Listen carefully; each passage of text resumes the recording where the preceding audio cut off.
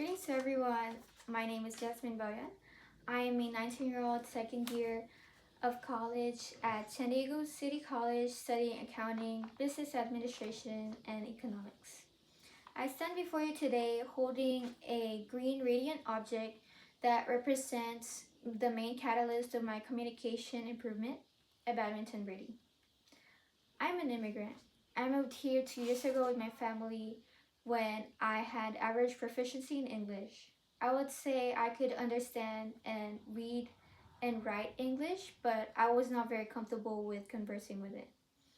First day of school for me here was senior high school. My self-esteem was normal. I would say it wasn't too high that I would consider myself a narcissist, but also not too low that I had bad intentions with it. But first day here was very different because I was 7,400 miles away from home. It was terrifying for an introverted Jasmine. Moving to another country, I thought I had the opportunity to redefine myself, so I vowed to redevelop my identity. I explored around campus and I stuck around with my fellow Filipinos, and I had Filipino friends, and I thought they were very lucky, and I was envious of them because some of them were born here and some of them moved here maybe 7, 8 years ago.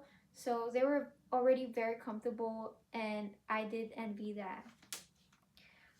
And then one day, one of my friends invited me to this sports club, badminton. I was familiar with it because I used to play it back home, but he told me about this manager position that was open if ever I do not pass as a player. And I did try out and I did not pass. But instead of crying about it because I failed, I was beaming with joy because that meant that I had the opportunity to come in as a manager, which I was very interested in. So, as a manager, I was unpaid, but I was obligated to attend practices, to go on games, and to help the team. Despite all this, I was very driven because I wanted to get out of the house and be more social. I realized after a while that as I attend practices, um, I had familiar faces, I knew people's names, people were greeting me, and I was part of a system.